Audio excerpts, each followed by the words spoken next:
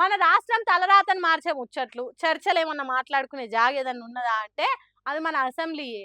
ఆ అసెంబ్లీకి పోయిన ఎమ్మెల్యేలు మన బతుకులను మార్చే మాటలేమన్నా మాట్లాడతారా? లేకుంటే వాళ్ళ కొట్లాటలు వాళ్ళకే సరిపోతాయా అనేది అసెంబ్లీకి పోయినోళ్ళకే తెలవాలి గానీ, మంత్రి పొన్నం ప్రభాకర్ సారు మాత్రం కాసింత ఎక్కువనే కోపం చేసిండు. యాక్టింగ్ చేసి మరి బీజేపీ పార్టోళ్ళ పరువు తీసినంత పని చేసిండు. అది ఎట్లనో ఒకసారి చూడండి. కేంద్ర విద్యాలయాలు రాలే, నవోదయ విద్యాలయాలు రాలే, కేంద్ర ప్రభుత్వం నుంచి రావాల్సిన అనేక ప్రత్యేక నిధులు పక్క ఆంధ్ర రాష్ట్రం తీసుకుపోతుంటే ప్రేక్షకుల్లాగా చిన్న బాలుడు ముద్దుపప్పు తిని కూర్చున్నట్టుగా కూర్చున్నాడు. వీళ్ళు మాట్లాడితే ఎట్లా అధ్యక్ష?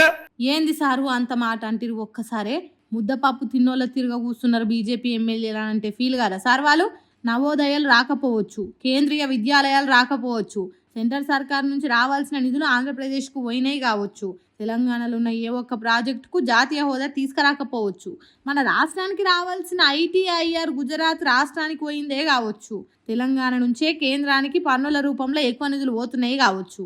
ఆయంత మాత్రాన వాళ్ళని ముద్దపప్పు తిన్న చిన్నపిల్లలు తిరగ కూర్చున్నారని ఎట్లా అంటారు సారు? పాపం ఎంత ఫీల్ అవుతున్నారో ఏమో. చంద్రబాబు సెంటర్ సర్కార్లో చక్రం తిప్పుతుండే, తనని కాదని బీజేపీ పార్టీ ఏం చేయలేదాయే. అట్లా అని తెలంగాణకు నిధులు తీసుకొచ్చేదాన్ని కొట్లాడలేరు. కక్కలేక మింగలేక ఉన్నోళ్ళను ఒక్కసారి ముద్దపప్పు తిన్నోళ్ళ తీరుగా కూర్చున్నారనే వరకు ఎంత బాధపడుతున్నారో ఏమో. మంత్రి గారు మీకు ఇది న్యాయం కాదు sir. Ponnam Prabhakar sir BJP పార్టీలను అట్లా అనుకుంటూ ఉండాల్సింది కదా. పాపం బీజేపీ ఎమ్మెల్యేలు. పొద్దుగాల ఆఫీస్కి పోదామని బస్సు కోసం ఎదురు చూస్తే మానంగా రాలేదు బస్సులు. సరే ఇక ఆటోలనైనా పోదామని అడిగితే అప్పుడు తీసుకునే కిరాయి కంటే ఇంకో 50 ఎక్కువ అడిగిండ్రు. అరే ఈందే డ్రైవర్ అన్న ఏకంగా 50 రూపాయలు ఎక్కువ ఎందుకే అంటే, ఆటో ఎక్కితే ఎక్కువ లేకుంటే నడిచిపో అని ఇంకోవాలని ఎక్కించుకొని పోయిండు.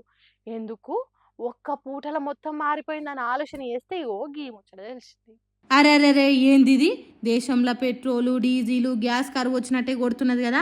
పట్నంలో ఏ బంకు కాడికి పోయినా గిదే సీన్ రిపీట్ అవుతున్నది. కిలోమీటర్ల కొద్ది కార్లు బండ్లు ఆటోలు లైన్లు కట్టినాయి.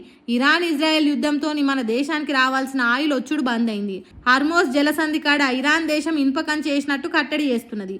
దాంతో మన దేశంలో నిజంగానే పెట్రోలు డీజిల్ గ్యాస్ కరువు వచ్చిందో, లేకుంటే ముందు ముందు పెట్రోలు డీజిల్ గ్యాస్ దొరకదని ఎవరైనా పుకార్లు కొట్టించిండ్రో తెలియదు కానీ జనం మొత్తం బంకుల ముంగట బార్లు తీరిండ్రు. దర్శనానికి పోయిన వాళ్ళు దేవుని చూసేదానికి ఎంత తిప్పలైనా పడ్డట్టు లైన్లలో ఓపికతో నిలబడ్డరు. కొట్టం పెట్టి ఆయిల్ పోసే కాడికి పోయినోళ్ళు ఎవరైనా ఫుల్ ట్యాంక్ చేయించుకోకుంటూ ఊకుంటలేరు.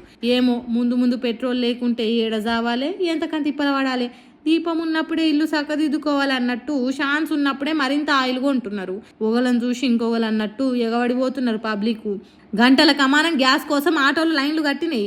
ఇక కొంతమంది అయితే బండ్లల్లో ఆటోలల్లో ఫుల్ ట్యాంక్ చేయించుకున్న 20-30 లీటర్ల క్యాన్లు తెచ్చుకొని నింపుకొని పోతున్నారు. ఆటోలు బండ్లు రోడ్ల మీద లైన్లు కట్టే వరకు ఫుల్ ట్రాఫిక్ జామ్ అయింది పట్నాల పొంటి. అబ్బా దేశంలో గిట్లా అయిపోయాయి కదరా పరిస్థితి అని కొంతమంది కోపం చేస్తే, ఇంకొంతమంది మోడీ ప్రధానమంత్రి అయినాక బ్యాంకుల ముందు పెట్రోల్ బంకుల ముందు లైన్లు కట్టిస్తున్నాడు అని జోకులు వేసుకుంటున్నారు. ఇక్కడ పరిస్థితి ఇట్లుంటే మన దేశానికి గ్యాస్ను మోసుకొచ్చే జగ్ వసంత్ పైన్ గ్యాస్ అనే 2 నౌకలు హర్ముజ్ జలసంధిని దాటి వస్తున్నాయి. మరి అవి వస్తే ఆ గ్యాస్ దేశానికి ఎన్ని రోజుల వరకు వస్తుందో ఏమో. అటు నుంచి నౌకలు వస్తున్నాయి. మోడీ సార్ ఏమో మనకు సరిపోని గ్యాస్ ఉన్నది పెట్రోల్ ఉన్నది ఎవరు రందివాడొద్దు అన్నట్టు చెప్తున్నాడు. పబ్లిక్ ఏమో గిట్ల ఎగబడుతున్నారు. సరిపోను సరుకుంటే గింత ఇబ్బంది ఎందుకు వస్తుంది? ఇట్లనే ఒక 2 రోజులు ఉంటే పెట్రోల్ బంకులు నో స్టాక్ అనే బోర్డులు పెట్టి మూసేసే కథ అవుతుంది కావచ్చు. అందుకే జనాలు జాగ్రత్త పడుతున్నారు కావచ్చు. ఏందో ఏమో కానీ వచ్చిరాని యుద్ధాలతోని దునియా దేశాలను ఆగం చేస్తున్నాయి కదా. ఇరాను ఇజ్రాయెల్ దేశాలను తిడుతున్నారు. లైన్లలో గంటల కొద్ది నిలబడ్డ జనాలు కూడా